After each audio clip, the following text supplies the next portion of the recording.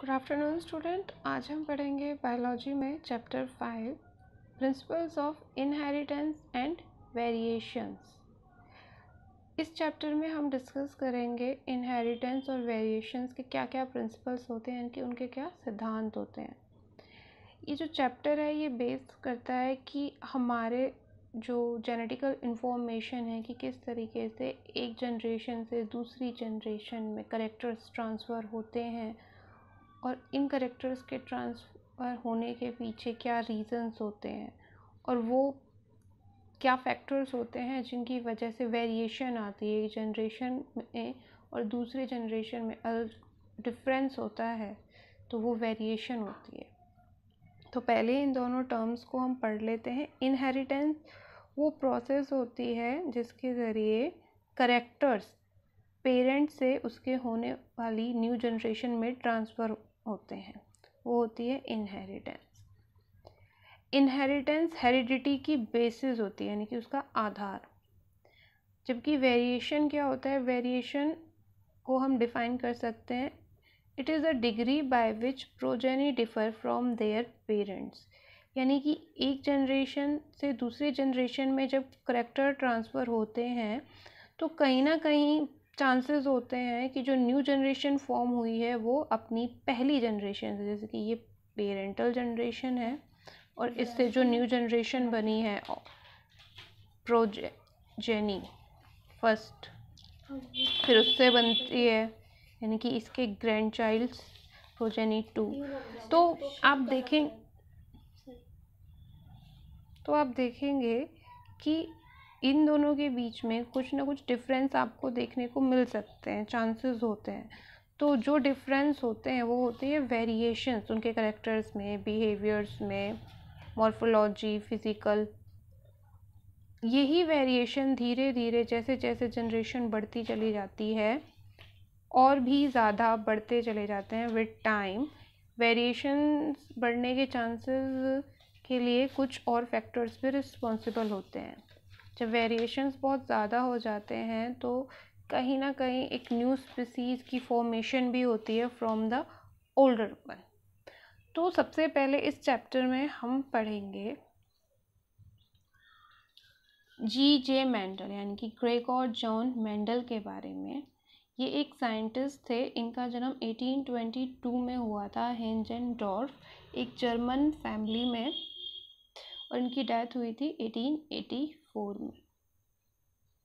He was a bright student, लेकिन जो इनकी फैमिली थी उसकी फाइनेंशियल कंडीशन ज़्यादा अच्छी नहीं थी, तो इन्हें हमेशा कहीं ना कहीं अपनी जो स्टडीज़ की फ़ीस है उसके लिए स्ट्रगल करना पड़ा। मेंडल के प्रोफेसर्स और उनके कलीग्स उन्हें बहुत ज़्यादा हेल्पफुल रहे हैं उनके करियर में। वो उन्हें हमेशा इंस्पायर करते थे उनके काम को करने के लिए। मेंडल थॉमस एबे एक जगह का नाम है, वहाँ पर इन्होंने काम करना शुरू कर दिया था। उसके बाद ये वेनी भी गए थे हाई स्कूल एजुकेशन गेट करने के लिए, फॉर्मल एजुकेशन गेट करने के लिए।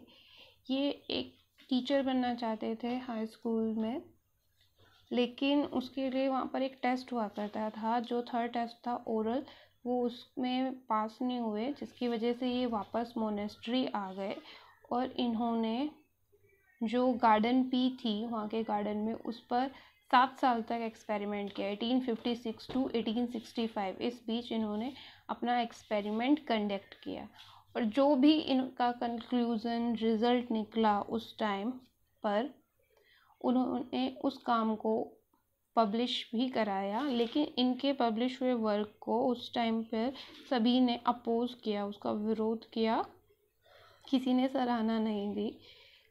1884 में इनकी डेथ हो गई। After his death 19th century में फिर से 3 साइंटिस्ट ने इन्हीं के जैसी एक रिसर्च कंडक्ट की, तब इनके काम को पहचान मिली और इन्हें फादर ऑफ जेनेटिक्स के नाम से जाना जाता है। मेंडल के वर्क से बहुत सारे क्वेश्चंस अराइज होते हैं कि मेंडल ने गार्डन पी को ही क्यों सेलेक्ट किया था अपने एक्सपेरिमेंट के लिए, और गार्डन पी के कौन कौन से करेक्टर्स या फिर हम ट्रेट कहें उन्हें सेलेक्ट किया था अपने एक्सपेरिमेंट के लिए। साथ ही साथ उन्होंने किस तरीके से ये एक्सपेरिमेंट कंडक्ट किया, उस एक्सपेरिमेंट के क्या रिजल्ट रहे, और वो कौन से कारण थे जिसकी वजह से मेंडल के काम को उनके डेथ से पहले सराहना नहीं मिली या फिर उसे एक्सेप्ट क्यों नहीं किया गया। तो सबसे पहला क्वेश्चन है कि मेंडल ने गार्डन पी को ही क्यों सेलेक्ट किया था अपने एक्सपेरिमेंट के लिए। जो गार्डन पी का प्लांट है एक काफ़ी कॉमन प्लांट है, ये इजीली आप मतलब इसे उगाया जा सकता है लार्ज स्केल पे, बड़े पैमाने पे।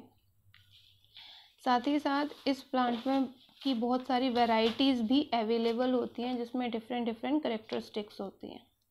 ये जो प्लांट है इसके जो फ्लावर होता है वो बाइसेक्सुअल फ्लावर होता है, यानी कि मेल एंड फीमेल दोनों ही प्लांट इसमें होते हैं, पार्ट इसमें होते हैं। तो इसमें सेल्फ पॉलिनेशन के चांसेस तो हैं ही, साथ ही साथ इस प्लांट में क्रॉस पॉलिनेशन भी कराया जा सकता था, उसके मेल और फीमेल पार्ट्स को हम रिमूव कर सकते हैं। इसका ये जो प्लांट है इसकी लाइफ स्पैन बहुत छोटी होती है, यानी कि विद इन 1 ईयर आपको न्यू प्रोजेनी देखने को मिल सकती है। साथ ही साथ ये एक ही टाइम में बहुत सारी सीड्स ग्रो करता है, यानी कि जो फर्स्ट जनरेशन बनेगी उसी में आपको बहुत सारी प्रोजेनी से आप रिजल्ट या फिर कंक्लूज़न निकाल सकते हैं। इस प्लांट को रेज करना, मेंटेन करना बहुत ही आसान था, और इस प्लांट में वो सभी करेक्टर्स थे जो मेंडल को अपने काम के लिए चाहिए थे। तो सबसे पहले ये देख लेते हैं कि वो कौन कौन से करेक्टर्स थे जिन्हें मेंडल ने सेलेक्ट किया था फॉर हिज एक्सपेरिमेंट।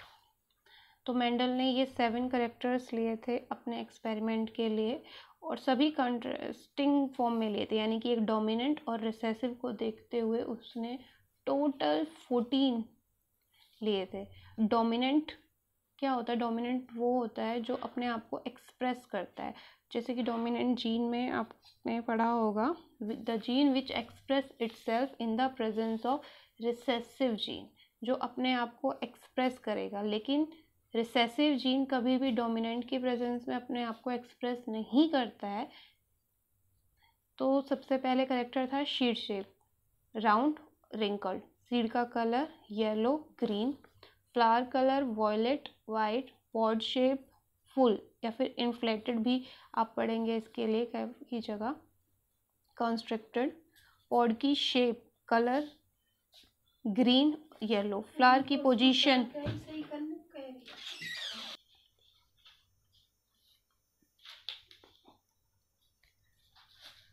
उसके बाद नेक्स्ट आता है फ्लावर पोजीशन। फ्लावर पोजीशन में जो फ्लावर की पोजीशन है वो एक्सियल हो सकती है या फिर टर्मिनल हो सकती है। ये आप देख रहे होंगे यहाँ पर है और ये एक्सिस पे ग्रो कर रही है।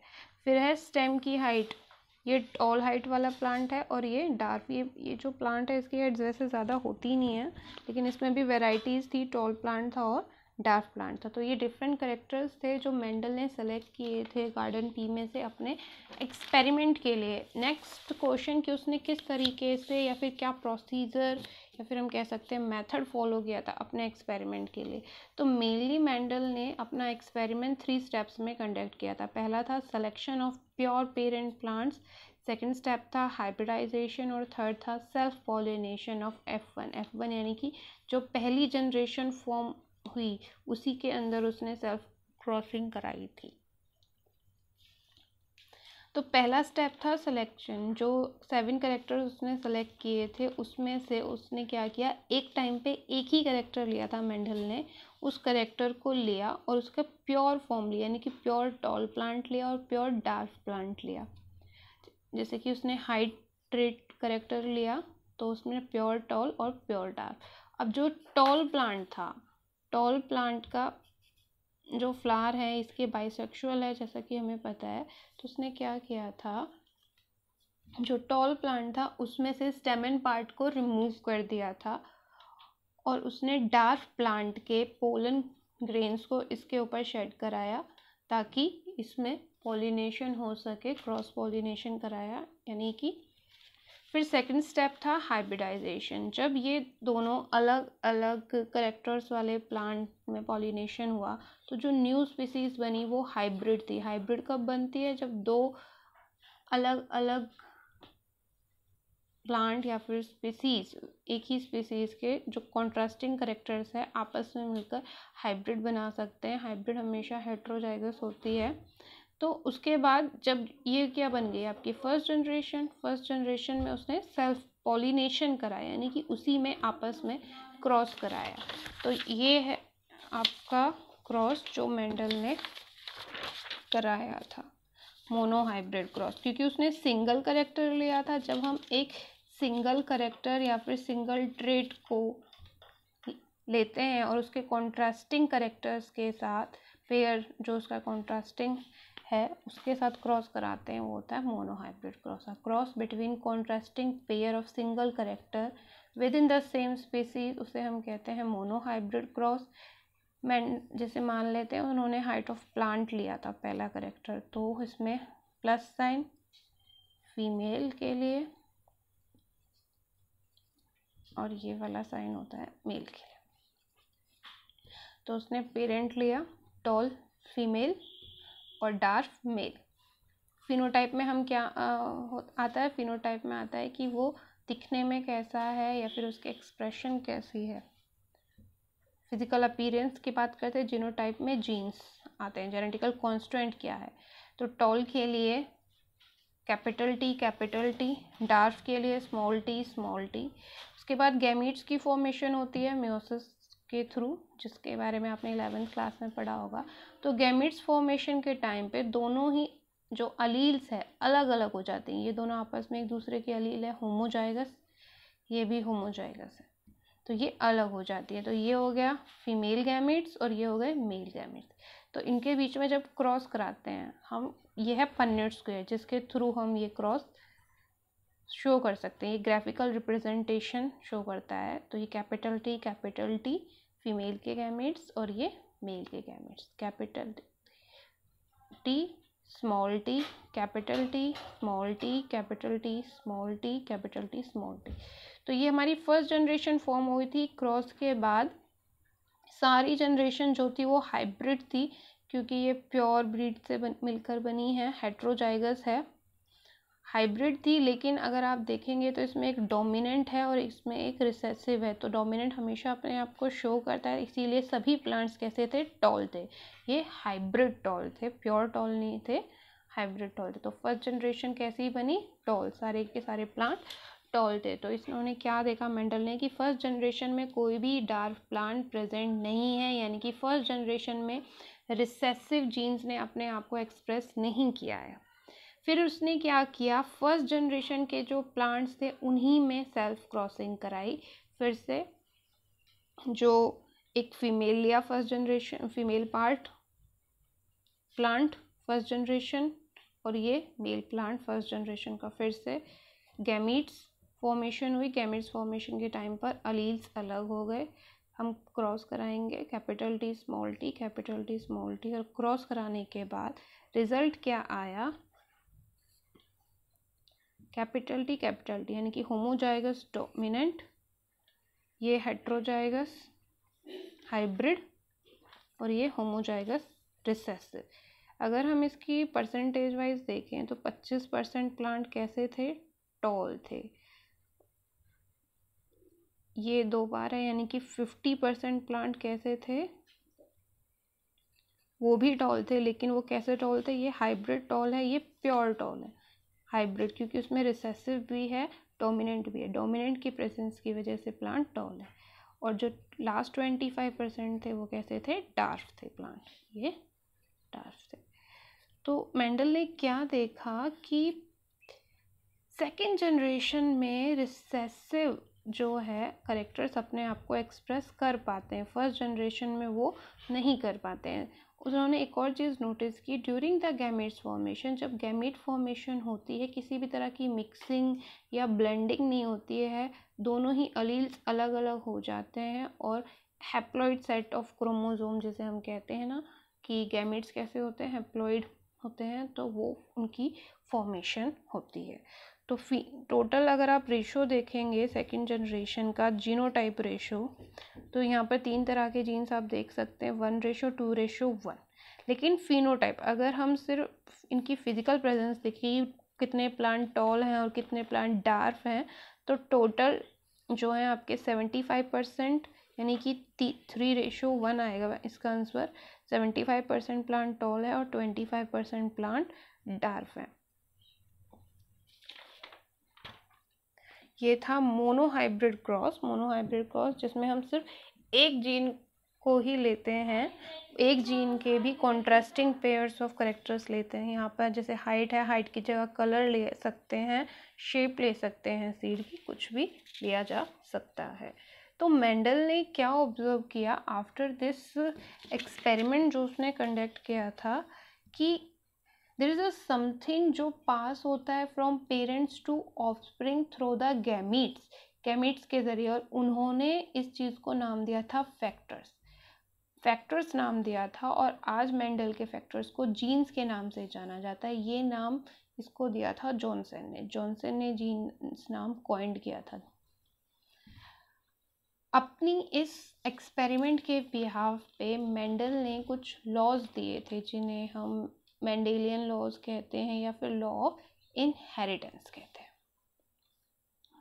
इसमें पहला लॉ आता है आपका law of dominance. Law of dominance क्या कहता है? ये कहता है कि जो एक करेक्टर है, एक करेक्टर के लिए एक जीन रिस्पॉन्सिबल होता है जिस तरीके से, तो उस जीन के पास 2 अलील्स होती हैं। एक जो अलील्स हैं वो 2 तरह के हो सकते हैं, डोमिनेंट हो सकते हैं, रिसेसिव हो सकते हैं, यानी कि होमोजाइगस, हेटेरोजाइगस। होमोजाइगस कैसे? जैसे कि यही देख लेते हैं, ये जीन किसका है? हाइट का, तो ये होमोजाइगस है, होमोजाइगस डोमिनेंट, कैपिटल टी, और ये हेटेरोजाइगस है, हेटेरोजाइगस। होमोजाइगस रिसेसिव है, हेटेरोजाइगस कौन सी है? ये है, डोमिनेंट है। तो मेंडल ने क्या कहा था? लॉ ऑफ डोमिनेंस ये कहता है कि जो जीन जिस करेक्टर को ये कंट्रोल करता है, उसके अंदर जो डोमिनेंट जीन है हमेशा वो अपने आप को एक्सप्रेस करेगा डोमिनेंट, जबकि रिसेसिव अपने आप को डोमिनेंट के प्रेजेंस में एक्सप्रेस नहीं कर पाएगा। वो अपने आप को तभी एक्सप्रेस करेगा जब उसके साथ रिसेसिव ही प्रेजेंट होगा। ये आप इस क्रॉस के थ्रू दिखा सकते हैं। इसमें आप देख रहे हैं कि कैपिटल टी स्मॉल टी है, लेकिन प्लांट की हाइट कैसी है? टॉल है प्लांट की हाइट। क्यों? क्योंकि यहाँ पर डोमिनेंट अलील प्रेजेंट है। तो ये यही कहता है डोमिनेंट अलील एक्सप्रेस इटसेल्फ, जबकि रिसेसिव अपने आप को एक्सप्रेस नहीं कर पाएगा। तो ये था लॉ ऑफ डोमिनेंस। सेकंड उसने लॉ दिया था law of segregation. Law of segregation क्या कहता है?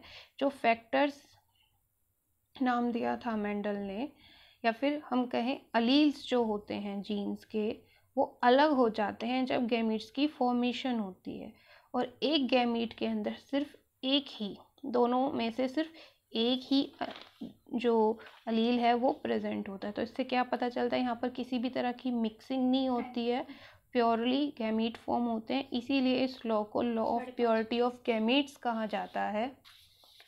देखिए, जब गैमीट्स फॉर्मेशन होती है दोनों ही अलग होते हैं।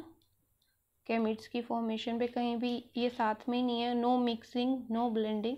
तो आप इसे इसके थ्रू शो कर सकते हैं कि जब गैमीट्स की फॉर्मेशन होती है दोनों ही एलील्स को अलग अलग होना पड़ता है ताकि गैमीट्स की फॉर्मेशन हो सके। इसीलिए इसे प्योरिटी ऑफ गैमीट्स भी कहा जाता है।